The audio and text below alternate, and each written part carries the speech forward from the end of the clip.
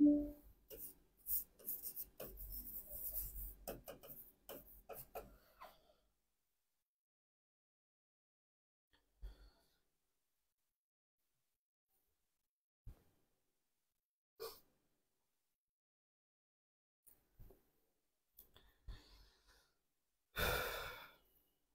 সবাইকে স্বাগত জানাচ্ছি ভীষণ নার্সিং অ্যাডমিশন কেয়ারের ডিজিটাল ক্লাসরুম থেকে। অনেকদিন পরে তোমাদের সামনে আসলাম। আসলে কিছু আহ, সমস্যার কারণে তোমাদের সাথে আমি একটু ডিসকানেক্টেড অবস্থায় ছিলাম।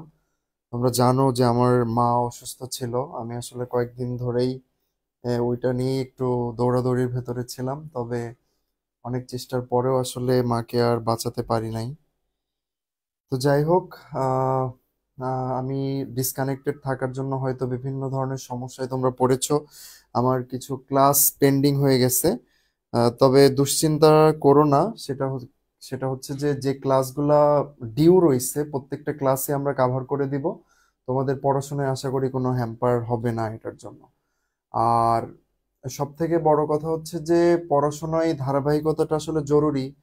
যখনই একটা ব্রেক চলে আসে আমাদের আসলে পড়ার স্পৃহাটা চলে যায়, এবং স্পৃহা যদি চলে যায় তাহলে কিন্তু এটার আলটিমেট যে মূল্য বা খেসারত এটা কিন্তু তোমাকেই দিতে হবে।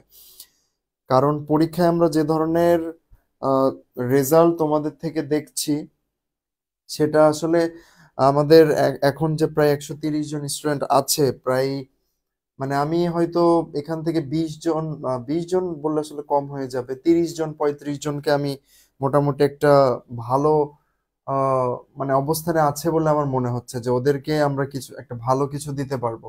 বাট বাকি যারা আছো জাস্ট র্যান্ডম ক্লাসগুলো করে যাচ্ছ, পরীক্ষাগুলো দিচ্ছ, এত ছন্নছাড়া ভাবে পড়াশোনা করলে আসলে ভালো করাটা কঠিন হয়ে যাবে, ঠিক আছে? সো সবাই যদি নিজ উদ্যমে চেষ্টা না করো তাহলে কিন্তু সফলতা অসম্ভব। কারণ অনলাইন প্ল্যাটফর্ম, আমরা তোমাদের সাথে সশরীরে অবস্থান করতে পারি না। তোমাদের যাদের অনেক বেশি ইচ্ছা শক্তির থাকবে তারাই শুধু এখানে সফল হতে পারবে। তো আশা করি এতদিন আহ, যে যে যে যে কারণেই তোমরা পড়াশোনাতে পিছিয়ে ছিলা বা পড়াশোনা করো নাই, আশা করি সবকিছু বুঝে এখন থেকে ভালোভাবে পড়াশোনা শুরু করবে। এবং আমরাও চেষ্টা করব তোমাদের সবকিছু একটু গোছানো ভাবে আহ, তোমাদের সামনে প্রেজেন্ট করার জন্য, যেন তোমাদের রোড ম্যাপটা সুন্দর হয়। হ্যাঁ, তো আজকে আমাদের উইকলি এক্সাম ছিল, এবং উইকলি এক্সামে তোমরা দেখলাম অনেকেই ভালো করছো, অনেকেই খারাপ করছো। আসলে আমাদের প্রশ্নের মান কিন্তু সবসময় আমরা একটু সহজ রাখার চেষ্টা করি। তোমরা হয়তো বলবা যে ভাইয়া আপনাদের মানে আমরা স্টুডেন্ট জন্য আমাদের সবকিছু কঠিন লাগে, আপনারা প্রশ্ন করেন জন্য সহজ লাগে। বাট মানে আমি তো শুধু নার্সিং না, আরো ধরো বিভিন্ন প্রতিযোগিতামূলক পরীক্ষার প্রশ্ন কিন্তু অ্যানালাইসিস করি। বিভিন্ন জায়গার ভর্তি পরীক্ষার প্রশ্ন, নার্সিং এর প্রশ্ন কিন্তু আসলে সহজ হয় তুলনামূলক, তুমি স্বীকার করো আর না করো। আর এই প্রশ্নেও যদি তুমি ভালো করতে না পারো দেন এটা আসলে তোমার জন্য না নার্সিং, ঠিক আছে? তবে কোনো মানুষকেই আমরা বলতে পারি না যে এটা তার জন্য না, সে এটার জন্য যোগ্য না। প্রত্যেকটা মানুষকেই সৃষ্টিকর্তা ততটুকু ক্ষমতা দিয়েই আসলে পৃথিবীতে পাঠাই। তো আশা করি সবাই নিজের সেই কনফিডেন্সটা নিজের ভিতরে খুঁজে পাবা এবং পড়াশোনাটা করবা। যাই হোক, আমার স্পেসিফিক্যালি যে দুইটা ক্লাস মিস হয়েছে সেটা হচ্ছে ইংলিশের দুইটা ক্লাস। একটা হচ্ছে ট্রান্সফরমেশন 1 এবং ট্রান্সফরমেশন 2 একটা ক্লাস ছিল আজকে। মূলত ট্রান্সফরমেশন জিনিসটা জানার আগে তোমাদের সেন্টেন্স সম্পর্কে খুব ভালো একটা আইডিয়া রাখতে হবে। আসলে এই যে শব্দটা দেখতে পাচ্ছ ট্রান্সফরমেশন, এর মানেটা কি? ট্রান্সফর্ম করা, তাই না? একটা থেকে আরেকটাতে রূপান্তর করা। একটা জিনিস ধরো বরফে আছে, বরফ থেকে আমি পানিতে রূপান্তর করতেছি, এই জিনিসটা হচ্ছে ট্রান্সফরমেশন, একটা থেকে আরেকটাতে রূপান্তর করা। তো সেন্টেন্সের ক্ষেত্রে এই ধরনের বিভিন্ন ধরনের ট্রান্সফরমেশন করা হয়। তোমরা যে ন্যারেশন করো, ভয়েস করো, এগুলো সবই কিন্তু আসলে ট্রান্সফরমেশনের ভিতরে পড়ে। তোমরা হয়তো তোমাদের ইন্টারমিডিয়েটে বা এসএসসি লেভেলে হয়তো দেখছো যে ট্রান্সফরমেশন পার্ট থেকে এরকম হয়েছে যে সেন্টেন্সের ট্রান্সফরমেশনের ভেতরে আবার ভয়েস দিয়ে দিয়েছে। তো যেটা বললাম, ট্রান্সফরমেশন মানে আসলে এক রূপ থেকে আরেক রূপে রূপান্তর করা। তো আমাদের এই অ্যাডমিশন টেস্টের যে ট্রান্সফরমেশন পার্ট, এখানে মেইনলি আমরা সেন্টেন্সের যে ট্রান্সফরমেশন, অর্থাৎ বাক্যকে রূপান্তরিত করবো। অর্থাৎ একটা বিবৃতিমূলক বাক্যকে আমরা প্রশ্ন সূচক বাক্যে পরিণত করব, একটা প্রশ্নসূচক বাক্যকে আমরা আদেশমূলক বাক্যে পরিণত করব। এই ধরনের খুঁটিনাটি বিষয় এখানে আলোচনা করা হবে। পাশাপাশি আরেকটা পার্ট আছে যেটাকে বলা হয় যে গঠনগতভাবে, হ্যাঁ, বাক্যের যে গঠনগতভাবে যে ক্লাসিফিকেশন, অর্থাৎ তোমরা যে সরল বাক্য, জটিল বাক্য, যৌগিক বাক্য পড়ে এসেছো বাংলা দ্বিতীয় পত্রে, সেইটার ইংলিশ ভার্সন যেটা, অর্থাৎ সিম্পল, কমপ্লেক্স, কম্পাউন্ড, ট্রান্সফরমেশন, এইটা দুইটা গুরুত্বপূর্ণ জিনিস। একটা ট্রান্সফরমেশন অংশে আমরা জাস্ট দেখো এই অংশগুলো, অর্থাৎ সেন্টেন্সের যে ভিন্ন ভিন্ন সেন্টেন্সের যে ট্রান্সফরমেশন সেটা নিয়ে আলোচনা করতেছি। আরেকটাতে হচ্ছে সেন্টেন্সেরই গঠনগতভাবে যে ক্লাসিফিকেশন, অর্থাৎ সিম্পল, কমপ্লেক্স এবং কম্পাউন্ডের যে ক্লাসিফিকেশন সেটা নিয়ে আলোচনা করব। ক্লাসিফিকেশন বলতে ট্রান্সফরমেশন। তো মূলত আমাদের ট্রান্সফরমেশন 1 এবং 2, এইখানে প্রথম দিন আমরা এটা নিয়ে আলোচনা করব এবং দ্বিতীয় দিন আমরা এই যে সিম্পল, কমপ্লেক্স, কম্পাউন্ড। তবে আজকের আলোচনার আমাদের মূল বিষয় হচ্ছে এই যে সেন্টেন্স ভিত্তিক যে রূপান্তরগুলো। আমরা আজকে সিম্পল, কমপ্লেক্স, কম্পাউন্ড নিয়ে আলোচনা করব না, যদিও আজকের ক্লাস ছিল সেটা। তবে একদিনে এত কিছু দিলে তোমাদের মাথায় কিছু থাকবে না। আর খুব দ্রুত সময়ের ভিতরে আমরা যে ছুটির দিনগুলো থাকে সেই দিনগুলোতে তোমাদের এই যে ক্লাসগুলো মিস হয়ে গিয়েছে তোমাদের, সেগুলো কভার করে দেওয়ার চেষ্টা করব। ঠিক আছে? সো তোমাদের যে কাজটা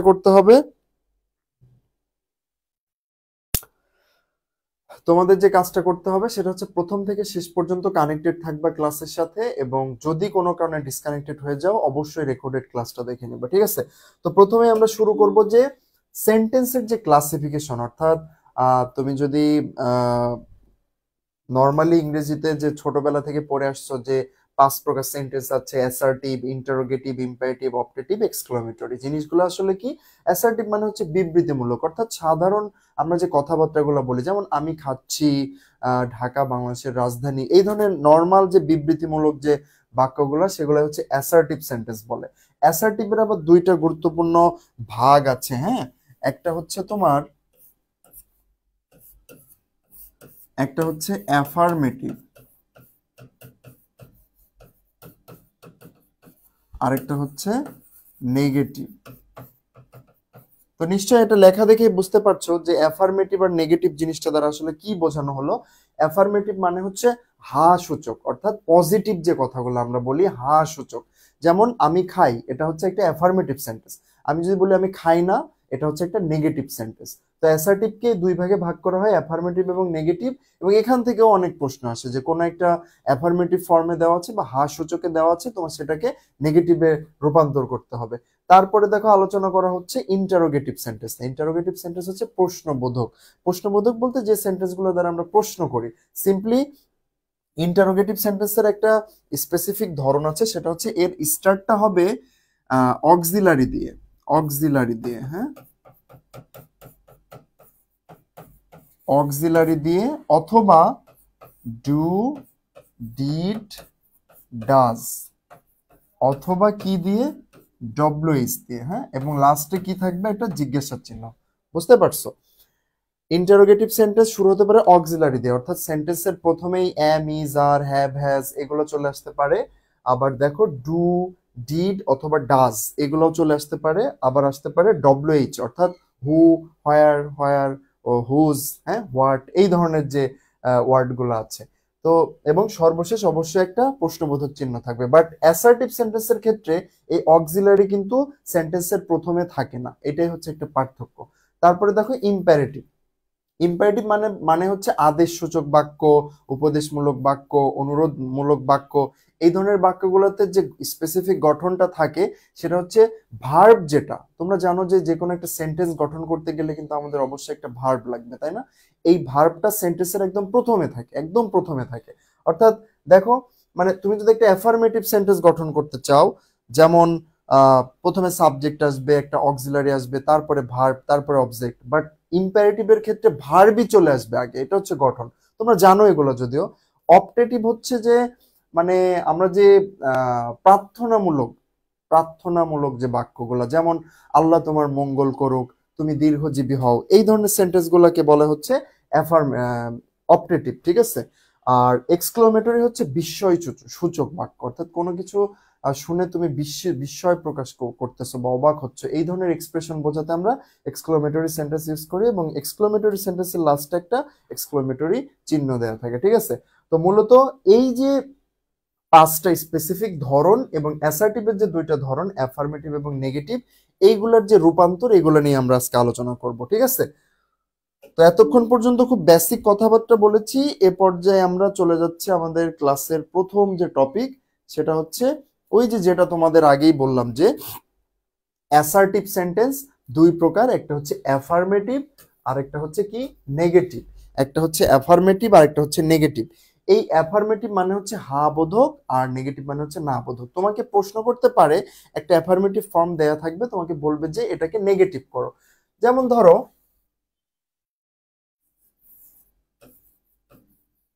আই অ্যাম এ বয়, এই একটা সেন্টেন্স, আমি একটি ছেলে, এটা হচ্ছে আসলে একটা হা বোধক, মানে পজিটিভ কথা তুমি বলতেছো। বাট তুমি যদি বলো যে I am not a girl, দেখো তুমি আবার বলতেছো যে আমি একজন মেয়ে নই, তাইলে দুইটার অর্থ কি সেম থাকলো না বদলে গেল বলো তো? আসলে কিন্তু তুমি যদি চিন্তা করো, দুইটার অর্থ কিন্তু আসলে সেমই থাকলো। যে একটাতে বলতেছো আমি ছেলে, আরেকটাতে বলতেছো আমি মেয়ে নই, তাহলে আমি মেয়ে যদি না হই তাহলে অবশ্যই আমি ছেলেই হব, তাই না? থার্ড জেন্ডারের কথা বাদ দাও, এরকমই তো হওয়ার কথা। তো এই যে দেখো এক্সট্রা একটা কি চলে আসলো এখানে, নট। নট বা নই, এই যে না জিনিসটা তুমি একটা সেন্টেন্সে ইন্ট্রোডিউস করলা, এইভাবে আসলে নেগেটিভ করতে হয়।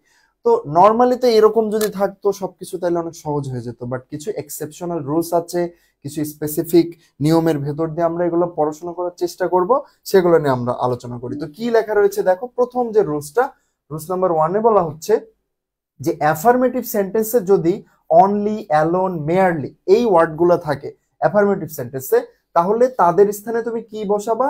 নান বাট, বাট যদি সেটা দ্বারা ব্যক্তি বোঝায়, আর নাথিং বাট বসাবা যদি সেটা দ্বারা বস্তু বোঝায়। তারপরে বলতেছে not more than or not less than বসাবা সংখ্যার ক্ষেত্রে। ভালো করে বোঝার চেষ্টা করো। যেমন দেখো, only Allah can help us, একমাত্র আল্লাহ আমাদের সাহায্য করতে পারে, এটা একটা কি অ্যাফার্মেটিভ সেন্টেন্স। তোমাকে বললো যে এটাকে নেগেটিভ করো। আমরা রুলসে কি শিখলাম? যদি অনলি থাকে এবং কি অনলি থাকলে আমরা নেগেটিভ করতে গেলে অনলির জায়গায় নান বাট বসাবো যদি ব্যক্তি বোঝাই। আল্লাহ যদিও ব্যক্তি না, বাট তারপরেও কি আমরা এখানে মানে ইমাজিনারি ভাবে এখানে নান বাট ইউজ করব, যে আল্লাহ ব্যতীত আর কেউ নাই, এরকম বোঝাচ্ছে আর কি, যে none but Allah can help us. Just দেখো অনলি উঠে গিয়ে নান বাট বসছে, জাস্ট অনলি উঠে গিয়ে নান বাট বসছে, এবং এটার দ্বারাই কিন্তু পুরো সেন্টেন্সটার অর্থ পরিবর্তন না করে আমি নেগেটিভ করেছি। নেগেটিভ করার ক্ষেত্রে খুব গুরুত্বপূর্ণ একটা জিনিস তোমাদের মাথায় রাখতে হবে, যে অর্থ চেঞ্জ করা যাবে না। যেমন ধরো আমি বললাম যে আমি ভালো ছেলে, তোমাকে বললাম এটা নেগেটিভ বলো তো, তুমি বললা I am not a good boy, আমি ভালো ছেলে না। তাহলে নেগেটিভ কিন্তু ঠিকই তুমি করতেছো, বাট মিনিং চেঞ্জ হয়ে গেল, তাইলে কিন্তু হইলো না যে জিনিসটা আসলে চাইলো। ঠিক আছে, তো এই বিষয়টাকে মাথায় রাখতে হবে আমাদের। পরেরটা দেখো, হি হ্যাজ অনলি এ বল, তার মাত্র একটাই বল আছে। He has only a ball, he has only a ball. তাইলে আমরা উপরে কি শিখে এসেছি দেখো, যে যদি অনলি থাকে বাক্যে এবং সেটা দ্বারা কোনো বস্তু বোঝায়, বল তো নিশ্চয়ই বস্তুই বোঝাচ্ছে তাই না? যদি বস্তু বোঝায় তাহলে তখন কি তুমি নান বাট বসাবা? বসাবা না, কিন্তু ওই অনলি উঠিয়ে দিয়ে সেখানে কি বসাবা দেখো, নাথিং বাট। তাহলে নাথিং বাট দিয়ে দাও, সব ঠিক থাকবে, শুধু অনলির জায়গায় নাথিং বাট বসাইলেই এইটার নেগেটিভ হয়ে যাবে। তাহলে হি হ্যাজ নাথিং বাট এ বল। তারপরটা দেখো, হি হ্যাজ অনলি 10 টাকা। টাকার ক্ষেত্রে বা সংখ্যার ক্ষেত্রে কিন্তু আবার ভিন্ন একটা নিয়ম রয়েছে। দেখো বলতেছে not more than, not less than. বিষয়টা এরকম বাংলা, আমি বললাম যে আমার কাছে 50 টাকা আছে, তুমি এটার নেগেটিভ বলো তো। আমার কাছে 50 টাকা আছে, তুমি যদি বলো যে আমার কাছে 50 টাকার বেশি নাই, আমার কাছে 50 টাকার বেশি নাই, আবার বললাম যে আমার কাছে 50 টাকার কম নাই, তাহলে জিনিসটা কি হলো, মিনিংও ঠিক থাকলো, আবার তুমি নেগেটিভও করলা। এই হচ্ছে রুলস, ঠিক আছে, কঠিন কিছু নাই। আচ্ছা, সো হি হ্যাজ অনলি 10 টাকা, হি হ্যাজ নট মোর দেন। দেখো অনলির জায়গায় জাস্ট লিখতেছে নট মোর দেন 10 টাকা। এই হচ্ছে রুলস, এবং তোমাদের বলতেছি এই রুলস নাম্বার 1 থেকে অসংখ্য অসংখ্য প্রশ্ন নার্সিং ভর্তি পরীক্ষায় বিভিন্ন সময় এসেছে। সো অনেক সহজ একটা নিয়ম, বাট তারপরও মনে রাখবা, যদি পরীক্ষার খাতায় ভুল করে আসো তাহলে কিন্তু বিপদ। ঠিক আছে? সো আশা করি রুলস নাম্বার 1টা তোমরা বুঝতে পেরেছো। যদি না পেরে থাকো কমেন্টে জানিয়ে দিবা, আমি চেষ্টা করবো আবার কথা বলার জন্য।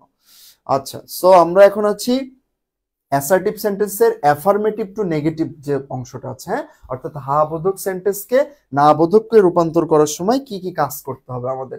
রুলস নাম্বার 2তে বলছে দেখো, মাস্ট, যদি অ্যাফার্মেটিভ সেন্টেন্সে must, have to, has to এই ওয়ার্ডগুলো থাকে, তাহলে তাদের স্থানে তুমি কি বসাবা?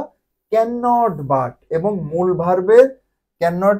আচ্ছা, এটা পরের আরেকটা রুলস, এটা দরকার নাই, জাস্ট এটা করলেই হবে। যেমন দেখো, উই মাস্ট অবে আওয়ার প্যারেন্টস, তাহলে তুমি প্রথম রুলস অনুযায়ী কি করবা?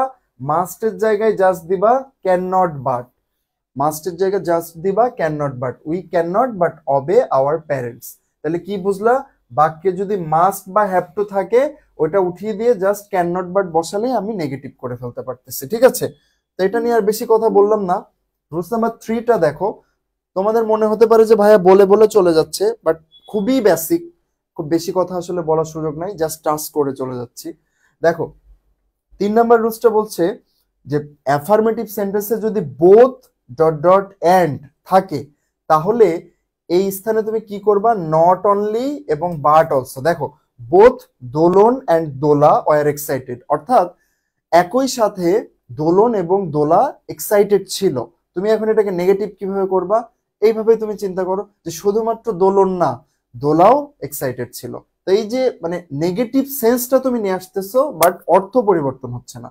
তাহলে এরকম যদি বোথ ডট ডট এন্ড এই ফরম্যাট তুমি কোথাও পাও, কি কাজ করবা?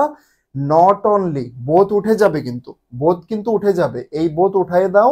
প্রথমে প্রথমটার আগে, প্রথম সাবজেক্টের আগে নিয়ে আসো নট অনলি, আর এন্ড উঠাই দিয়ে কি করবা? বাট অলসো দিবা।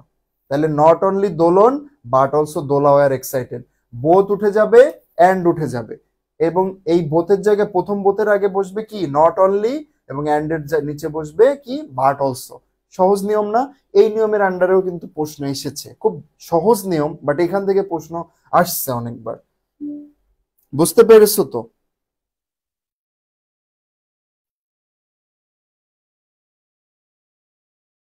আচ্ছা, কোনো কথা থাকলে বলতে পারো।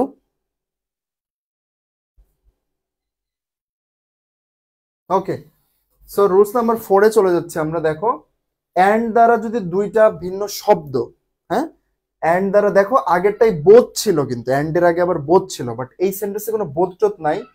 অ্যান্ড দ্বারা যদি দুটি শব্দ যোগ করে, তাহলে তুমি কি করবা? এক্ষেত্রেও same, not only but also. যেমন দেখো, he was obedient and gentle, he was not only obedient but also gentle, এই অ্যান্ড উঠে গিয়ে অ্যান্ড এর নিচে আসবে বাট অলসো। আর অর্থাৎ প্রথম যে তোমার নাউন, অ্যান্ড এর আগের নাউন যেটা, অ্যান্ড এর পূর্বে যে নাউনটা বসেছে তার পূর্বে তুমি বসাবা নট অনলি, তারপরে অ্যান্ড উঠিয়ে দিয়ে সেখানে বসাবা বাট অলসো। একদম রিডিংও যদি তোমরা পড়তা, তারপরেও কিন্তু এই জিনিসগুলো ধরে ফেলা যায়। মেইন ফ্যাক্ট হচ্ছে যে অ্যাফার্মেটিভ থেকে নেগেটিভ করতেছো without changing the meaning of the sentence, অর্থাৎ সেন্টেন্সের কোনো মিনিং পরিবর্তন না করে। তাহলে অ্যান্ড এর ক্ষেত্রে দুইটার ক্ষেত্রে কিন্তু মোটামুটি সেমই, তাই না? মোটামুটি same. He was obedient and gentle, এটাকে কিভাবে নেগেটিভ করবা? He was not only obedient but also gentle.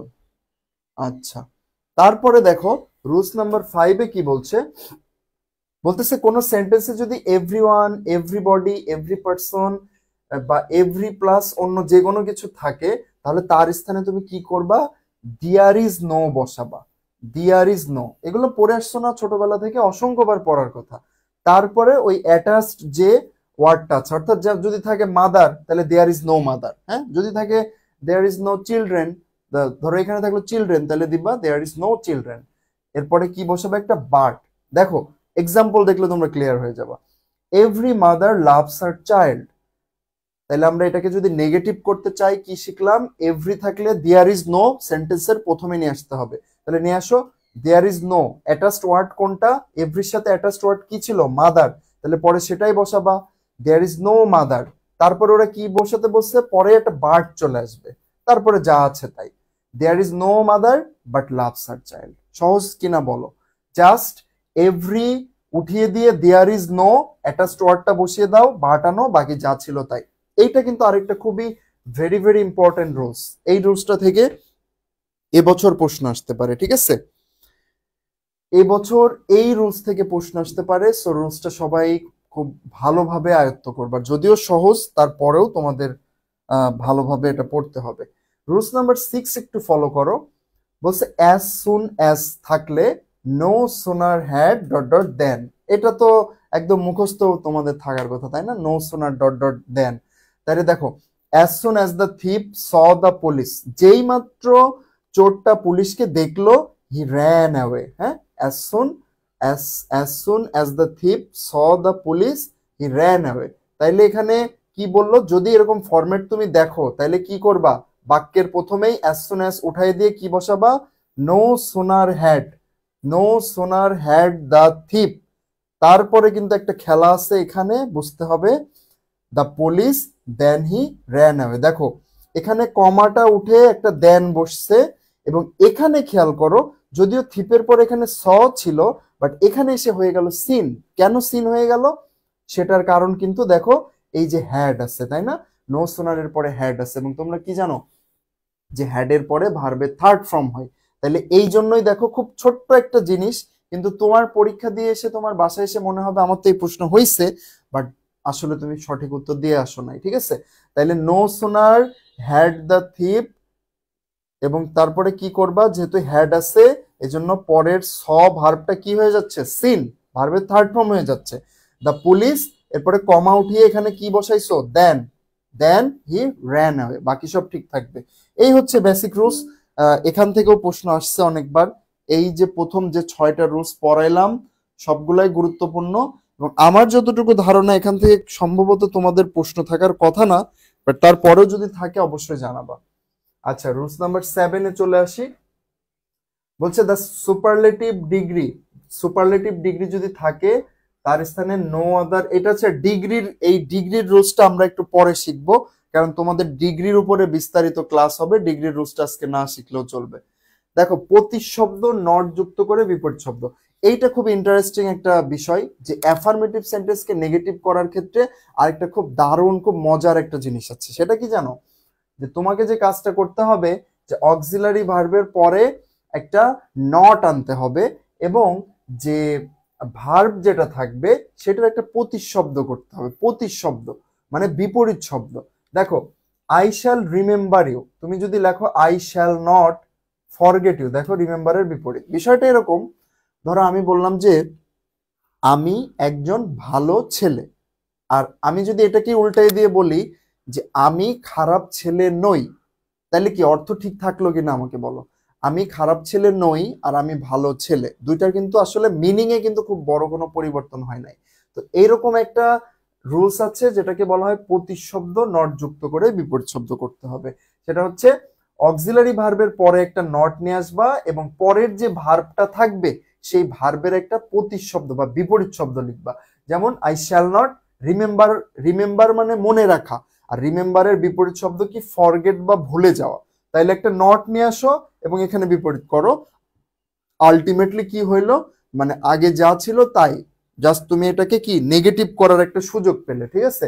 তাহলে এইভাবে অসংখ্য এক্সাম্পল কিন্তু তোমরা খাতায় নোট করতে পারো, যে যেগুলাকে ব্যবহার করে তোমরা মানে তোমাদের হাতের বা জানাশোনার যে প্র্যাকটিস সেটা অনেক বেশি আগায় নিয়ে যেতে পারবা।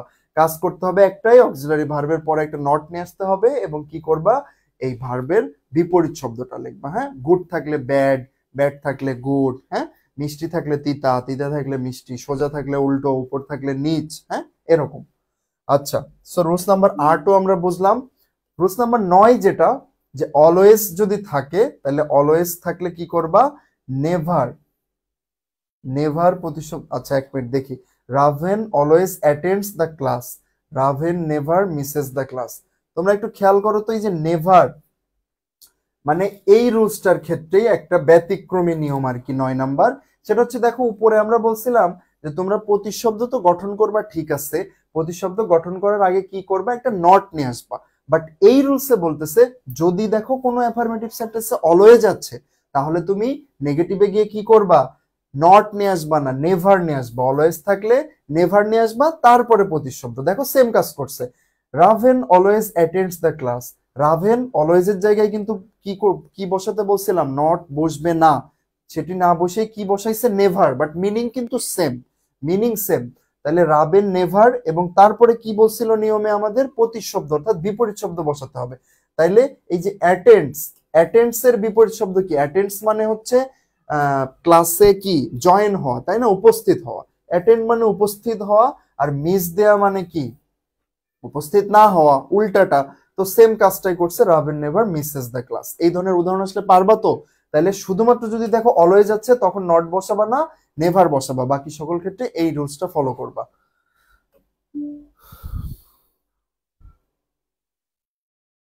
আচ্ছা, মিতুলি বলছো যে অ্যান্সার করার সময় মাঝে মাঝে প্রতিশব্দ খুঁজে পাও না। এখানে তোমাদের অপশন টেস্ট করার একটা সুযোগ চলে আসবে, যে আমাদের কিন্তু যেহেতু এমসিকিউ পরীক্ষা আসছো, তুমি অপশন টেস্ট করার সুযোগ পাবা, তখন অপশন টেস্টটাকে গুরুত্ব সহকারে দেখবা। হ্যাঁ, আচ্ছা, রুলস নাম্বার 10টা দেখো। টু ডট ডট টু থাকলে সো দ্যাট প্লাস প্রেজেন্ট হলে ক্যান নট, পাস্ট হলে কুড নট। হ্যাঁ, he is too weak to walk, he is so weak that he can not. এই যে টু ডট ডট টু থাকলে কি হয়, so dot dot that, তারপরে আবার কি হয়, সো ডট ডট দ্যাট এর পরে আবার প্রেজেন্ট ফর্ম হলে ক্যান নট, পাস্ট ফর্ম হলে কুড নট। দেখো, হি ইজ টু উইক, এখানে টুর পরিবর্তে কি হবে, হি ইজ সো উইক, উইকের পরে বসবে দ্যাট, আর এই টুর জায়গায় কি বসবে, সাবজেক্ট চলে আসবে একটা, ওই সাবজেক্টটা আবার চলে আসবে, দ্যাট হি ক্যান নট, যেহেতু এটা প্রেজেন্ট ফর্মে আছে এই জন্য। ভালো করে বোঝার চেষ্টা করো, হি ইজ টু, এটার ফরম্যাটটা হচ্ছে হি ইজ টু। আচ্ছা, subject plus verb plus two plus verb plus two plus verb. একটু যদি ভেঙে দেখো, এইটার যে মানে ইয়েটা, প্রথমে সাবজেক্ট, তারপরে ভার্ব, তারপরে টু, তারপরে আবার ভার্ব, তারপর আবার টু, তারপর আবার ভার্ব, এই ধরনের গঠন যদি থাকে, তখন তোমাকে কি কাজ করতে হবে, এই কাজ করবা। দেখো আমি একটু লিখে নিই। প্রথমে সাবজেক্টই বসাবা, ভার্বও ঠিক থাকবে, অর্থাৎ এতটুকু ঠিক থাকবে। তারপরে এই টু এর নিচে কি বসবে, সো, সো, সোর পরে ওই ভার্বটাই আবার, তারপরে একটা দ্যাট, টু কিন্তু থাকবে না, টু উঠে হবে দ্যাট, প্লাস কি হবে, সাবজেক্ট, প্লাস হবে ক্যান নট, প্লাস ভার্ব। দেখো তো একটু বোঝা যায় কিনা যে আসলে কি কাজটা করতেছে। এই অংশটুকু সেম, টু উঠে হয়ে যাবে সো, এই ভার্বের জায়গায় থাকবে, পরে টু উঠে হবে দ্যাট, তারপরে দেখো এখানে কিন্তু কোনো সাবজেক্ট নাই, বাট তুমি যখন নেগেটিভ করবা তখন এক্সট্রা একটা সাবজেক্ট, অর্থাৎ এই সাবজেক্টটাই আবার আসবে, আবার সাবজেক্ট নিয়ে আসছে, তারপরে এই টু উঠিয়ে কি দিলাম, ক্যান নট, তারপরে ভার্ব যা ছিল তাই। এটা একটু বোঝার চেষ্টা করো।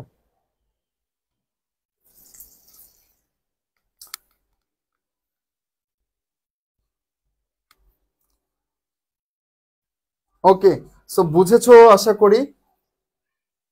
আচ্ছা, এখন আমরা রুলস নাম্বার 11তে চলে যাই, যে অ্যাজ ডট ডট অ্যাজ থাকলে কি হবে, নট লেস দ্যান। যেমন Simi was as wise as Rimi, Simi was not less wise than Rimi. মানে এটার আলটিমেট উদ্দেশ্য হচ্ছে যে তোমার ওই যেটা বললাম, যে অর্থ চেঞ্জ না করে তুমি ভিন্ন ভিন্ন ওয়ার্ড এনে বসাবা।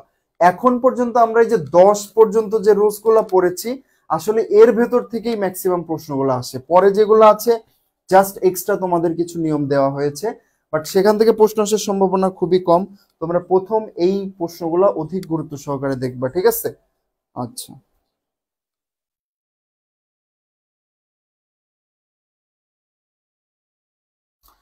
আচ্ছা, এখানে দেখো আরেকটা রুলস বলা হয়েছে, এগুলা থেকে আসার সম্ভাবনা খুবই কম। তারপরও দেখো যে ইউনিভার্সাল ট্রুথ কিভাবে চেঞ্জ করি আমরা, ওটাকে নেগেটিভ ইন্টারোগেটিভ করে, অর্থাৎ ইন্টারোগেটিভ করে আমরা সেটাকে ইয়ে করি। কারণ তুমি কি বলে, যেগুলা চিরন্তন সত্য তাদের ক্ষেত্রে উপরের নিয়মগুলা অ্যালাউ করা যাবে না। সেক্ষেত্রে তোমাকে একটু ব্যতিক্রমী নিয়মে আসতে হবে, সেটা হচ্ছে তাকে ইন্টারোগেটিভ বা প্রশ্নবোধক সেন্টেন্সে রূপান্তর করতে হবে। হ্যাঁ, প্রশ্নবোধক সেন্টেন্সে রূপান্তর করতে হবে।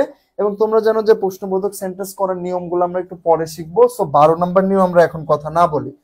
আচ্ছা, তারপরে দেখো সামটাইমস থাকলে কি হয়, সামটাইমস থাকলে তুমি যদি সেই সেন্টেন্সটাকে নেগেটিভ করতে চাও তাহলে তোমাকে একটা নট আনতে হবে এবং কি একটা অলওয়েজ আনতে হবে। যেমন দেখো, রাবেন সামটাইমস ভিজিট মি, রাবেন মাঝে মাঝে ভিজিট করে, তাইলে এখানে বলতেছে যে রাভেন, এই যে সামটাইমস এর যে এস আছে এটার জন্য একটা এক্সট্রা ওদের চলে এসেছে, রাভেন ডাজেন্ট অলওয়েজ ভিজিট মি। আচ্ছা, ওরা এই রুলস অনুযায়ী এখানে আসলে নেগেটিভ করে নাই, বুঝছো? 13 নম্বর রুলসে যে নিয়মটা বলা হয়েছে ওরা রুলস অনুযায়ী, Raven sometimes visit me, Raven not always visit me. তাহলে এটাকে যদি তুমি করো কি হবে, Raven not always visits me. বুঝতে পেরেছো? সামটাইমস থাকলে তুমি এটাকে কিভাবে, নিচের যে এক্সাম্পলটা উত্তরটা দেওয়া আছে এটা রুলস অনুযায়ী দেওয়া নাই, হ্যাঁ, এই জন্য আমি আবার এটা অ্যাড করলাম। সঠিক উত্তর সবাই একটু বইয়ে এটা লিখে নাও যে রাভেন সামটাইমস ভিজিট মির জায়গায় হবে Raven not always visits me. ঠিক আছে? আচ্ছা, বুঝেছো আশা করি। আচ্ছা, যদি বুঝে থাকো তাহলে আমরা এই অ্যাফার্মেটিভ টু নেগেটিভ নেওয়ার কথা না বলি, এগুলা খুবই সহজ কথাবার্তা। ঠিক আছে, সেরকম কিছুই নাই, তোমরা একটু স্টাডি করে নিও। আচ্ছা, এখন আমরা আরেকটা খুব গুরুত্বপূর্ণ জিনিস নিয়ে আলোচনা করব, সেটা হচ্ছে মেইন জিনিস যেটা, অর্থাৎ এক সেন্টেন্স থেকে আরেক সেন্টেন্সের রূপান্তর। এতক্ষণ আমরা আলোচনা করছিলাম যে সেন্টেন্সের হা বোধক সেন্টেন্স থেকে না বোধকের রূপান্তর নিয়ে। এখন আমরা আলোচনা করব একটা নির্দিষ্ট ক্যাটাগরির সেন্টেন্স থেকে আরেকটা ভিন্ন ক্যাটাগরিতে নিয়ে যাওয়া। যেমন অ্যাসার্টিভ থেকে কি করব, প্রশ্নবোধক করব। দেখো এখানে সুন্দর সুন্দর কিছু কথা বলা আছে যে তুমি যদি একটা অ্যাসার্টিভ সেন্টেন্সকে ইন্টারোগেটিভ করতে চাও তাহলে তোমাকে ইন্টারোগেটিভ সেন্টেন্সের গঠন বুঝতে হবে আগে। এবং তোমরা জানো আমি আগেও বলেছি যে ইন্টারোগেটিভ সেন্টেন্সে অক্সিলারি ভার্ব থাকে সাবজেক্টের আগে, ইন্টারোগেটিভ সেন্টেন্সে অক্সিলারি ভার্ব থাকে সাবজেক্টের আগে। যেমন দেখো, আই অ্যাম এ বয়, এখানে আই হচ্ছে সাবজেক্ট, তাই না? এবং অ্যাম হচ্ছে এখানে আসলে প্রিন্সিপাল ভার্ব হিসেবে ব্যবহৃত হয়েছে। আবার এটাকে তুমি যদি অক্সিলারি হিসেবেও কল্পনা করো তাইলে মানে তুমি যদি এটাকে ইন্টারোগেটিভে কনভার্ট করতে চাও তাহলে অ্যাম চলে আসবে আগে, অ্যাম আসবে আগে, তারপরে সাবজেক্ট, লাস্টে একটা জিজ্ঞাসা চিহ্ন। এই বেসিক জিনিসটা একটু মাথায় রাখতে হবে। তো তুমি দেখো, যদি প্রেজেন্ট ফর্ম, কোন সেন্টেন্স যদি প্রেজেন্ট ফর্মে থাকে, অর্থাৎ মানে ওইটার যে ভার্ব, সেই ভার্বটা যদি প্রেজেন্ট ইনডিফিনিট টেন্সে থাকে তাহলে ওটাকে ইন্টারোগেটিভ করার সময় তোমার এই অক্সিলারিটা ইমাজিনারি নিয়ে আসতে হবে। সেটা কি, ডন্ট। যদি পাস্ট ফর্মে থাকে ডিডন্ট, এবং যদি প্রেজেন্ট ফর্মেই থাকে বাট ভার্বের সাথে এস বা এস যুক্ত থাকে তাইলে কি নিয়ে আসবা, ডাজেন্ট। এবং দেখো যদি অক্সিলারি ভার্ব থাকে তাহলে ডিরেক্ট অক্সিলারিটাই নিয়ে চলে আসবা। এখন পার্থক্যটা আমরা বুঝতে পারবো যখন এক্সাম্পল গুলো আমরা পড়বো, ঠিক আছে? আর যদি এভরি, সাম, অল, বডি এগুলো থাকে তাহলে প্রথমে চলে আসবে হু। তাহলে এই জিনিসটা জেনে রাখো আগে। প্রথমত যদি কোনো সেন্টেন্সে অক্সিলারি ভার্ব তুমি খুঁজে পাও তাহলে অক্সিলারি চলে আসবে প্রথমে। যদি অক্সিলারি না থাকে, প্রিন্সিপাল ভার্ব থাকে, তাহলে মানে ওই ভার্বের যে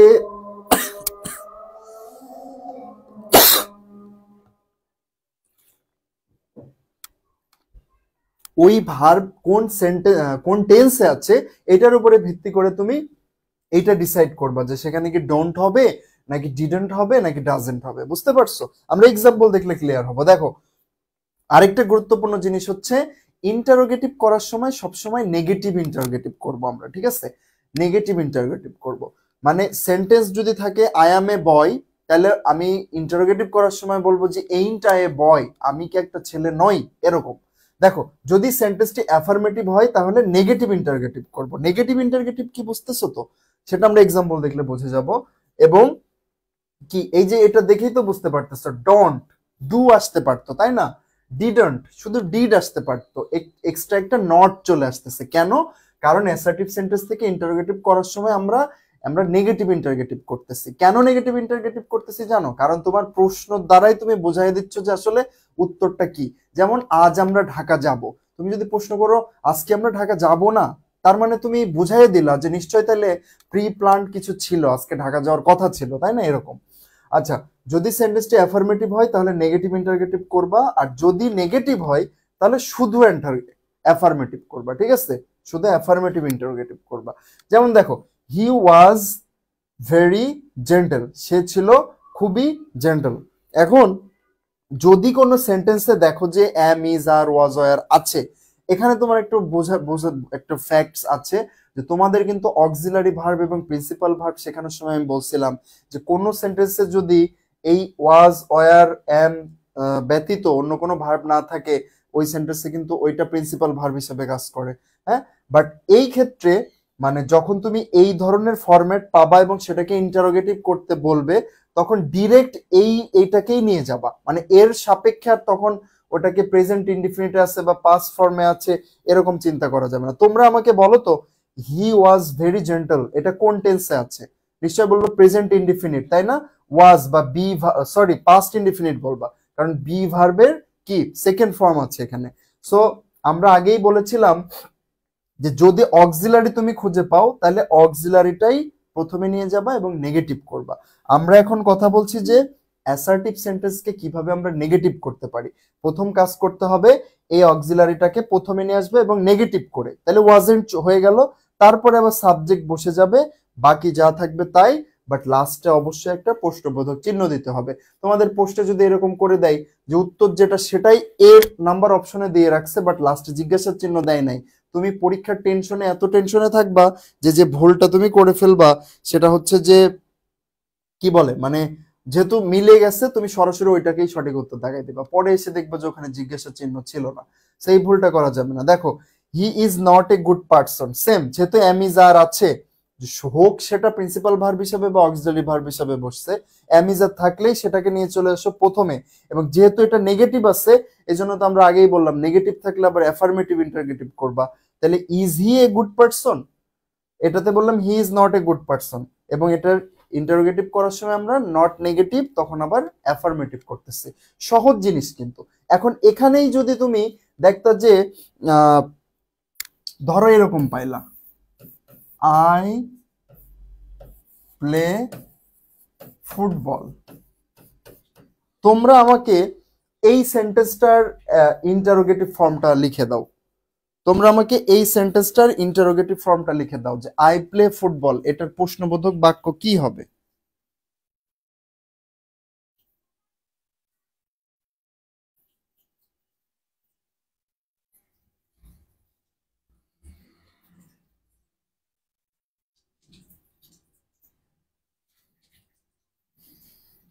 হ্যাঁ, তোমাদের আমি একটা প্রশ্ন করেছিলাম যে এই সেন্টেন্সের ইন্টারোগেটিভটা কি হবে, দেখি কে কে পারো।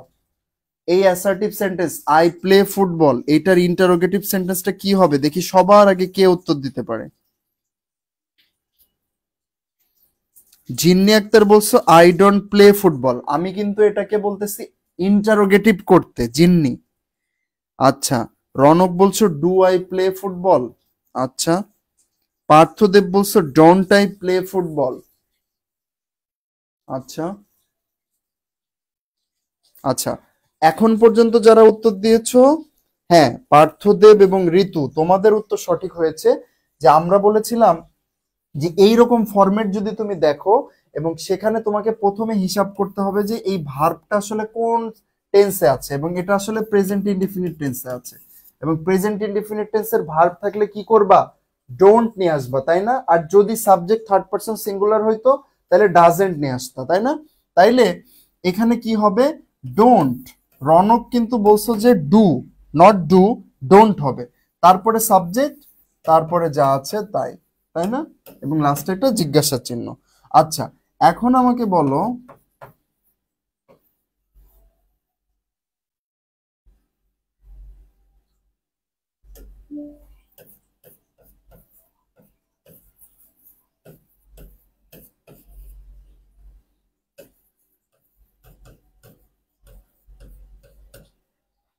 আচ্ছা, এইটার ইন্টারোগেটিভ ফর্ম কি হবে? ইন্টারোগেটিভ, সবাই একটু এইটার উত্তর দাও তো।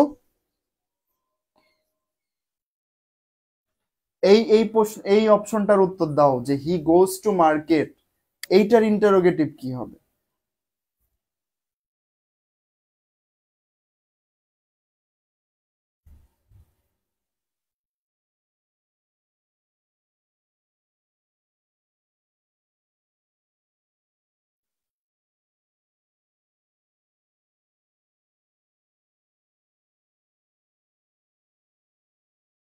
আচ্ছা, পার্থদেব বলছে doesn't he go to market. Good Partha, very good, তুমি সঠিক উত্তর দিয়েছো। সো দেখো, এইটা দেখো প্রেজেন্ট ইনডিফিনিট টেন্সে আছে, বাট ভার্বের সাথে এস বাই এস যুক্ত আছে। তাইলে আমরা কি করব? নেগেটিভ ইন্টারগেটিভ করব, ডাজেন্ট, তারপরে সাবজেক্ট চলে আসবে, ডাজেন্ট হি। গোজের পরিবর্তে কি হবে? যেহেতু আমরা এখানে ডাজ নিয়ে চলে এসেছি, এই জন্য ভার্বের সাথে আর এই এস বাই এস রাখবো না। তাহলে doesn't he go to market, লাস্টে একটা জিজ্ঞাসা চিহ্ন। এই হচ্ছে ইন্টারোগেটিভ করার বেসিক যে বিষয়টা। হ্যাঁ, আচ্ছা, সো আমরা এই রুলসটার ভেতরে কিন্তু বিষয়গুলো চলে আসলো। দেখি আমরা পরে কি কি আছে।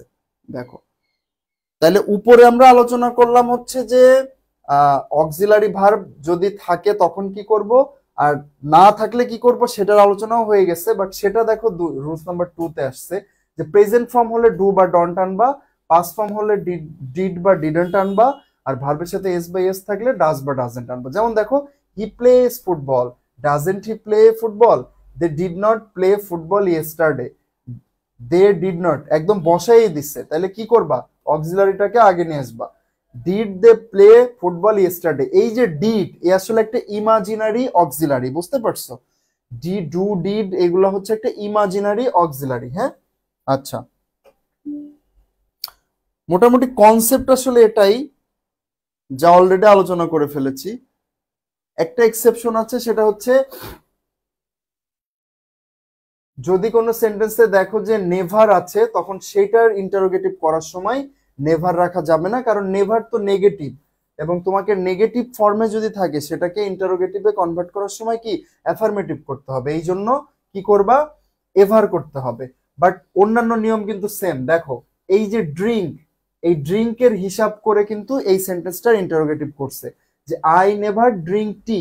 নেভার হচ্ছে একটা কি না বোধক একটা শব্দ, আর এই ড্রিঙ্ক হচ্ছে ভার্ব। এই ভার্বের উপরে ভিত্তি করেই কিন্তু এখানে আমি কি করছি, যে আমি কোন অক্সিলারিটা নিয়ে আসবো, এম ইজ আর নিয়ে আসবো নাকি ডু ডিড ডাজ নিয়ে আসবো, তাই না? যেহেতু ড্রিঙ্ক এখানে সুন্দর একটা প্রেজেন্ট ফর্মে বসছে, এই জন্য ডু নিয়ে আসছি। বাট তোমরা তো জানো যে আমরা নেগেটিভ ইন্টারগেটিভ করতে বলছিলাম, তাই না? বাট এখানে যেহেতু সেন্টেন্সটাই নেগেটিভ আছে, এই জন্য এখানে আর আমাদের নেগেটিভ ইন্টারগেটিভ করা লাগবে না, এখানে আমাদের অ্যাফার্মেটিভ ইন্টারগেটিভ করলেই হবে। তাহলে ডু, সাবজেক্ট চলে আসলো, আর নেভারের পরিবর্তে এভার, বাকি যা ছিল তাই। বুঝতে পেরেছো আশা করি। এখন দেখো, এভরিবডি, এভরিওয়ান, অল এগুলো যদি থাকে, তাহলে আমরা কি দিয়ে শুরু করব? বাক্যের প্রথমে একটা হু নিয়ে চলে আসব, তারপরে হু ডোন্ট, মানে ভার্ব অনুযায়ী এইগুলা। যেমন everybody wishes to be happy, who doesn't wish to be happy. ঠিক আছে, কি করব? যদি কোনো সেন্টেন্সের প্রথমে এভরিবডি, এভরিওয়ান, অল এগুলা থাকে, প্রথমেই নিয়ে আসবা হু, এবং তারপরে একটা ইমাজিনারি অক্সিলারি, এবং সেই ইমাজিনারি অক্সিলারিটা নিয়ে আসবা কিসের উপর ভিত্তি করে? এই যে মেইন ভার্ব, যদি মেইন ভার্ব দেখো প্রেজেন্ট ইনডিফিনিট ফর্মে আছে এবং তার সাথে এস বাই এস যুক্ত নাই, তাহলে এখানে আসবে শুধু ডু। ডু বলতে ডোন্ট, ঠিক আছে, যেহেতু নেগেটিভ করা লাগবে। যদি দেখো এস বাই এস আছে, তাহলে কি ডাজেন্ট। ঠিক আছে, তারপরে এখানে যদি তুমি ডাজ বসাও, পরের ভার্বের সাথে ভুলেও এস বাই এস বসানো যাবে না, এটা খুব গুরুত্বপূর্ণ একটা পয়েন্ট। তাহলে who doesn't wish to be happy, এবং লাস্টে অবশ্যই জিজ্ঞাসা মার্কস। আচ্ছা,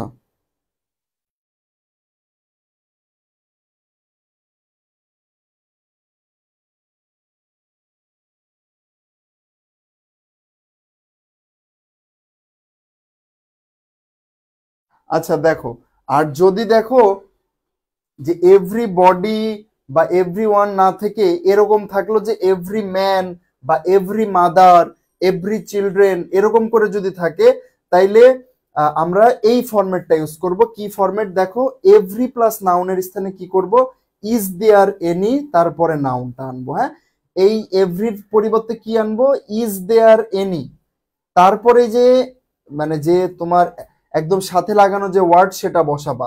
এখানে ম্যান আছে যেহেতু ম্যান, যদি ওমেন থাকতো ওমেন, যদি মাদার থাকতো mother.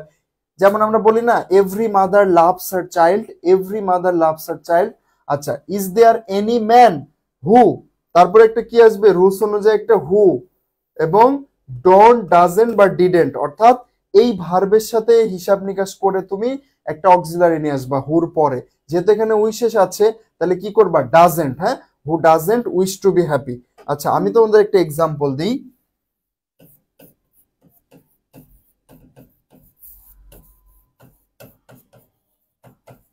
Every mother loves her child. তোমরা এইটাকে ইন্টারোগেটিভ করো তো, দেখি কে কত দ্রুত করতে পারো রোজটা ফলো করে।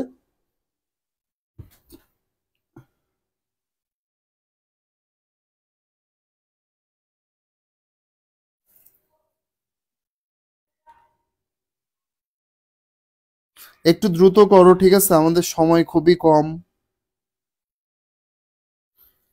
এইটার যে আমি যে সবুজ কালি দিয়ে যে এক্সাম্পলটা লিখেছি, every mother loves her child, এটাকে তোমরা ইন্টারোগেটিভ করো নিচের রুলসটা ফলো করে। দ্রুত দ্রুত, ভেরি খুব দ্রুত করো।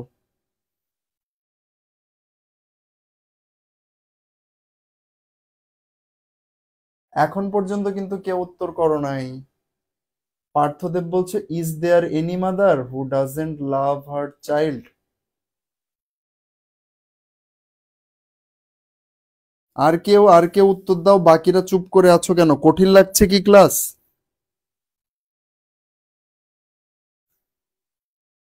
মহুয়া বলছো, is there any mother who doesn't love her child? Good, তার মানে বুঝতে পেরেছো। সেম দেখো, এই যে রুলস অনুযায়ী আমরা শিখলাম যে এভরি থাকলে দেয়ার ইজ নো বসাবো, আমরা দেয়ার ইজ দেয়ার এনি বসাবো, তাই না? ইজ দেয়ার এনি বসানোর পরে কি করব, যে অ্যালোকেটেড যে মানে সাথে লাগানো যে নাউনটা থাকবে সেটা ম্যানের জায়গায় এখানে কি বসাবা, মাদার। তাহলে is there any mother who, তারপরে এই ভার্ব অনুযায়ী অর্থাৎ এই লাভস, এই ভার্ব অনুযায়ী তুমি কি করবা, এই যে ইমাজিনারি যে সাহায্যকারী ভার্ব, অর্থাৎ যেহেতু এস বাই এস যুক্ত আছে লাভের সাথে, ডাজেন্ট, তারপরে লাভ লাভ হয়ে যাবে টু বি লাভ হার চাইল্ড। ঠিক আছে? আচ্ছা, হ্যাঁ, সবাই সঠিক উত্তর দিচ্ছ। গুড, ভেরি গুড, তার মানে তোমরা পড়াশোনার সাথে আছো, ক্লাসের সাথে কানেক্টেড আছো। আচ্ছা আচ্ছা, পরের যে রুলস গুলো আছে এখান থেকে তোমরা দেখলেই বুঝে যাবা, আমি খুব বেশি টাইম নিচ্ছে না এগুলোতে। There is no use of the what is the, এইগুলো থেকে প্রশ্ন আসার সম্ভাবনা একদমই নাই, এগুলো নিয়ে চিন্তা করার দরকার নেই। আরেকটা যে মুখ্য বিষয়, যে বিষয়গুলো নিয়ে আমি আলোচনা করলাম, আসলে এখান থেকেই প্রশ্নগুলো আসে, খুব সহজ বাট আসে, এবং অনেক সময় আমরা মানে এত বেশি পরীক্ষার হলে টেন্স থাকি যে সহজ জিনিসগুলো ভুল করে ফেলি, কারণ ভুল করার মতো বিষয় কিন্তু ভিতরে দেয়া আছে। তুমি হয়তো অনেক বেশি কনফিডেন্ট, বাট নিজের অজান্তেই ভুল করে ফেলবো, ছোট্টখাট্ট ভুল। আচ্ছা, এক্সক্লেমেটরি সেন্টেন্স থেকে আমরা এখন অ্যাসার্টিভ সেন্টেন্সে রূপান্তর করব। তোমরা তো জানো এক্সক্লেমেটরি সেন্টেন্সের লাস্টে একটা এক্সক্লেমেটরি চিহ্ন থাকে, এবং শুরু হয় কি দিয়ে, বিভিন্ন ধরনের এক্সক্লেমেটরি ওয়ার্ড আছে, যেমন দেখো, হোয়াট এ বিউটিফুল সিনারি। হ্যাঁ, তো ওটা নিয়মটা কি বলছে দেখো তো। এখানে কয়েকটা এক্সক্লেমেটরি করার ক্ষেত্রে কয়েকটা বিষয় আছে, যেমন সবার আগে আমরা যে কাজটা করি সেটা হচ্ছে ইট ইজ। ইট ইজ এই শব্দটা নিয়ে আসি, যেমন দেখো, হোয়াট এ বিউটিফুল সিনারি, একটা এক্সট্রা ইট ইজ চলে আসছে। হ্যাঁ, ইট ইজ এ বিউটিফুল সিনারি, এবং একটা দেখো ভেরি চলে আসছে। তোমরা জিনিসটা মাথায় রাখবা, যদি আর্টিকেলের এ থাকে, যদি কোনো অ্যাসার্টিভ সেন্টেন্সে দেখো আর্টিকেল এ আছে, তাহলে ভেরি চলে আসবে। আমরা একটু রুলসটাও দেখি, যে হোয়াটের পরে যদি এ অথবা এন থাকে, তাহলে ওই এ অথবা এন এর জায়গায় কি বসাবা, a very, a very, a very বসাবা। তার আগে কিন্তু একটা এক্সট্রা চলে আসবে, ইট ইজ। ঠিক আছে? এই যে ইট ইজ, তোমার মনে প্রশ্ন আসতে পারে, ভাইয়া ইট ইজ কোথা থেকে আসলো? আসলে ইট ইজটা এখানেই আছে। ঠিক আছে, ইট ইজটা এখানেই আছে, যেটা আমরা পরে খুঁজে পাবো। যেমন দেখো, হোয়াট এ পিটি, হ্যাঁ, এখানেও মানে একটা ইট ইজ উজ্জ আছে বা সাইলেন্টলি আছে, পরের সেন্টেন্স গুলোতে আবার সরাসরি ওটাই থাকে। যেমন দেখো, what a full, what a ফুল, তারপরে আবার লিখছে ইউ আর, দেখছো এইটা কিন্তু কি সাইলেন্ট রাখে নাই। এই যে সাইলেন্ট রাখে নাই, তার জন্য আবার আমরা এখানে ঠিক এটাই নিয়ে আসছি। তাহলে ইট ইজ কোথা থেকে আসছে, এর পরে আসলে একটা ইট ইজ ছিল, তাই। তাহলে আমরা নিয়মটা কি জানলাম, যদি কোনো অ্যাসার্টিভ সেন্টেন্সে তুমি দেখো যে হোয়াট এর পরে এ অথবা অ্যান আছে, আর্টিকেল এ অথবা অ্যান, নট দা থাকলে কিন্তু ভিন্ন নিয়ম। আর্টিকেল এ এবং অ্যান আছে, তাহলে তুমি কি কাজ করবা, ওই এ অথবা অ্যান এর জায়গায় কি বসাবা, এ ভেরি বসাবা, এ ভেরি বসাবা, হ্যাঁ। এবং দেখো নিয়মটা কি, প্রথমে একটা এক্সট্রা ইট ইজ চলে আসতেছে, কারণ তুমি কি এক্সক্লামেটরি সেন্টেন্স থেকে অ্যাসার্টিভ করতেছো। সো অ্যাসার্টিভ সেন্টেন্সে অবশ্যই সাবজেক্ট প্রথমে থাকবে, তোমরা জানো। তাহলে সাবজেক্ট কে এখানে সাইলেন্টলি যে ছিল, যখন এরকম ভাবে কোনো সাবজেক্ট দেয়া থাকবে না, তোমরা তখন ইট ইজ কে নিয়ে আসবে, ইট ইজ। তাহলে it is a very beautiful scenery, what a PT.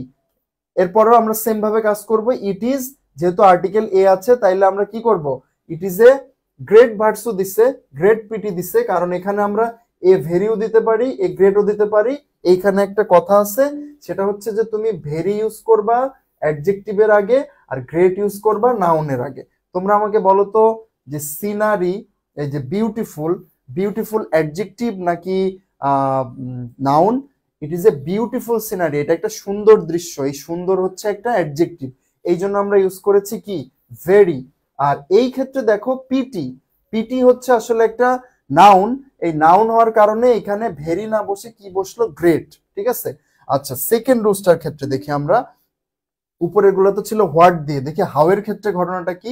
Exclamatory সেন্টেন্সে হাউ এর স্থানে কি বসাবা, তুমি ভেরি বসাবা, একটা হাউ এর স্থানে ভেরি বসাবা যদি সেটা কি হয়, অ্যাডজেক্টিভের আগে বসে, এবং গ্রেট বসাবা যদি নাউনের আগে বসে, অর্থাৎ সেম নিয়মই, আসলে কাছাকাছি একদম প্রায় সেম নিয়ম।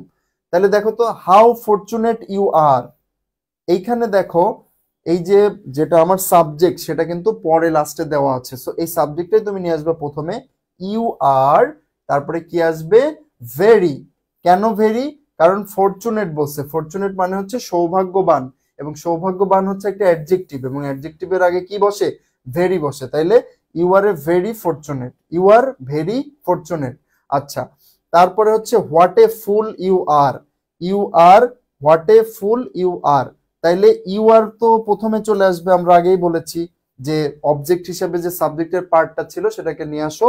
তারপরের কাজ তুমি কি করবা, এ গ্রেট অথবা এ ভেরি নিয়ে আসবে। এখন কথা হচ্ছে এ গ্রেট নিয়ে আসবা নাকি এ ভেরি নিয়ে আসবা, সেটা কিসের উপর নির্ভর করবে, এই যে এই গ্রেট বা ভেরির পরে যে ওয়ার্ডটা আছে সেটা অ্যাডজেক্টিভ নাকি নাউন। তাইলে তোমরা একটু খেয়াল করো তো, হোয়াট এ ফুল ইউ আর, এই যে ফুল, এই ফুল কি অ্যাডজেক্টিভ নাকি নাউন? অবশ্যই এটা অ্যাডজেক্টিভ, তাই না, নাকি? What a fool you are, you are a great fool, বোকা, বোকা, ইউ আর এ গ্রেট ফুল, তুমি একটা বোকা। আচ্ছা, বোকা কি নাউন হিসেবে ব্যবহৃত হয়েছে এই সেন্টেন্সে? তুমি একটা বোকা, তোমার বিশেষণ এটা, তাই না? তাইলে এটাকে কেন ওরা গ্রেট করলো? আচ্ছা, এটা একটু কনফিউজিং, আমার যতদূর ধারণা you are a great fool, you are very fool, এখানে ইউ আর ভেরি ফুল করলেও আসলে হতো, ইউ আর ভেরি ফুল। ওরা জানি না, ওরা যে রুলস দিয়েছে সেই নিয়ম অনুযায়ী কিন্তু এটা ফুলটা আসলে হওয়া উচিত ছিল যে তোমার কি হওয়া উচিত ছিল, অ্যাডজেক্টিভ, তাই না? আচ্ছা, যাই হোক, রুলসটা জেনে রাখো, এত বেশি কনফিউজিং কিছু দিবে না। আচ্ছা, এখন এক্সক্লামেটরি সেন্টেন্সের ক্ষেত্রে কিছু এক্সক্লামেটরি ওয়ার্ড থাকে যাদের নিয়েও আমাদের কাজ করা লাগে। যেমন দেখো, এই জাতীয় কিছু যদি থাকে, হুররা বা ব্রাভো, তাহলে আমরা কি দিব, it is a matter of joy, এটা প্রথমে দিয়ে দিব।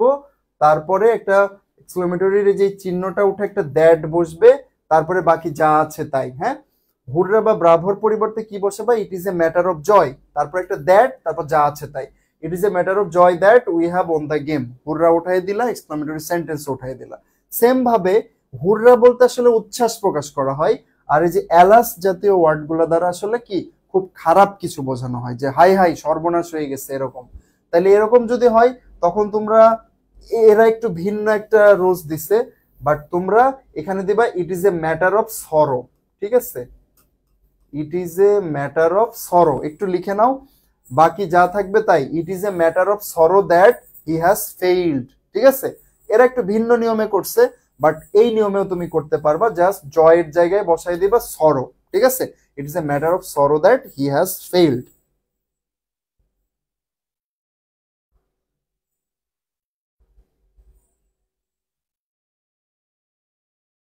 কি বলছো মিতুলি যে ফুল মানে বোকা? তাহলে এটা তো একটা মানুষের বিশেষ্য বোঝাচ্ছে।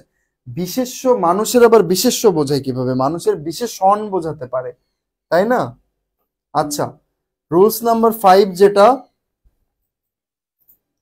রুলস নাম্বার 5টা দেখো, যে হ্যাড, ওয়ার, তারপরে ইফ, উড, দ্যাট, এইগুলা যদি থাকে, এইগুলা দ্বারা যদি কোনো এক্সক্লামেটরি সেন্টেন্স গঠন করা হয়, তাহলে তুমি তাদেরকে অ্যাসার্টিভ করতে গেলে কি করবা? ওদের স্থানে আই উইশ বসাবা, তারপরে সাবজেক্ট এগেইন ওয়ার হ্যাড। যেমন দেখো, had I the wings of a bird, I wish, তারপরে আবার সাবজেক্ট দিতে বললো ওরা, হ্যাঁ, I wish I had the wings of a bird. বুঝতে পারছো নিয়মটা? আই উইশ এর পরে বলতেছে সাবজেক্ট, আই উইশ এর পরে সাবজেক্ট কি? এই সেন্টেন্সের সাবজেক্ট কে? এ নিশ্চয়, তাহলে আই, তারপরে কি বলতেছে? ওয়ার অথবা হ্যাড। তুমি এই যে এখানে, এখানে যেটা থাকবে সেটা, যদি হ্যাড থাকে হ্যাড, যদি ওয়ার থাকে ওয়ার, তাহলে আই উইশ আই হ্যাড দা, বাকি যা থাকবে তাই। ওয়ার আই এ বার্ড, এটা সেন্টেন্সটা বসাইতে ভুল করছে, তাহলে আই উইশ বসাবা, না ঠিকই আছে, আই উইশ বসাবা, তারপরে আবার সাবজেক্ট, ওয়ার ওয়ারের জায়গায়, বাকি যা ছিল তাই। এই হচ্ছে মোটামুটি নিয়ম কানুন, সহজ কথাবার্তা, কঠিন কথাবার্তা নাই। আচ্ছা, এখন আমরা আলোচনা করব imperative sentence to assertive sentence. তাইলে ইম্পারেটিভ সেন্টেন্স কিন্তু আমি প্রথমেই তোমাদের বলেছিলাম যে ইম্পারেটিভ সেন্টেন্স হচ্ছে আসলে কি? আদেশ সূচক, অনুরোধ সূচক, এই ধরনের বাক্যগুলো। এবং এরা এরা কিভাবে গঠিত হয়? বাক্যের প্রথমেই ভার্ব থাকে। বাক্যের প্রথমেই কি থাকবে? ভার্ব। কোন সেন্টেন্সের প্রথমেই যদি ভার্ব থাকে, বুঝে যাবো যে সেটা হচ্ছে ইন্টারোগেটিভ ইম্পারেটিভ সেন্টেন্স। এবং ইম্পারেটিভ সেন্টেন্সকে যদি আমরা অ্যাসার্টিভে কনভার্ট করতে চাই, আমাকে কি কাজ করতে হবে জানো? সব থেকে সহজ হচ্ছে ইম্পারেটিভ টু অ্যাসার্টিভ। কিচ্ছু করা লাগবে না, জাস্ট একটা কি সাবজেক্ট প্লাস শুড বসাই দিতে হবে। যেমন দেখো, do the work, you should do the work. সহজ জিনিস না? যেমন ধরো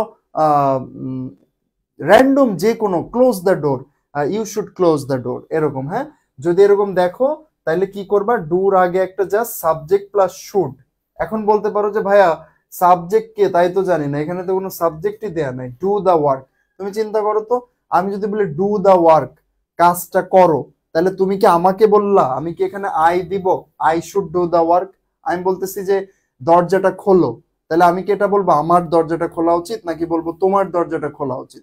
আমি তোমাকে দুই ভাবে বলতে পারি। আমি বলি যে এই সবাই ক্লাসটা করো, হ্যাঁ, আবার বলতেছি ক্লাসটা করো। এইটা হচ্ছে তোমাদের উদ্দেশ্যে আমি তোমাদের ইম্পারেটিভ সেন্টেন্সে অর্ডার করলাম।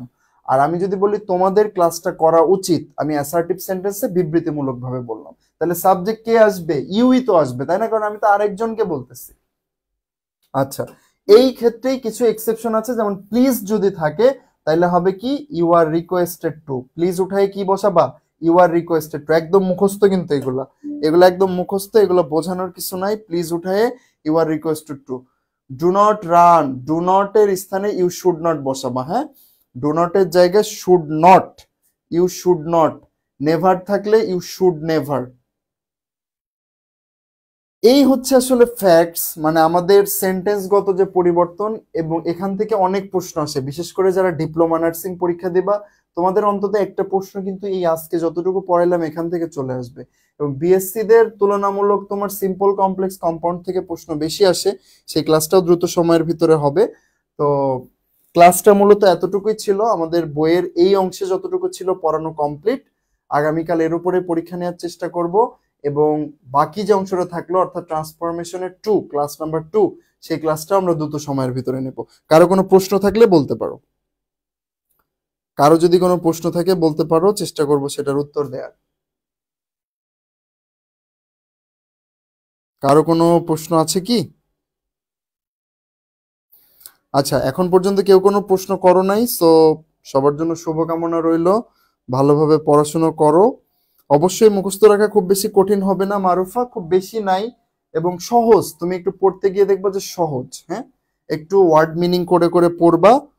সবাই ভালো থাকো, বেস্ট অফ লাক।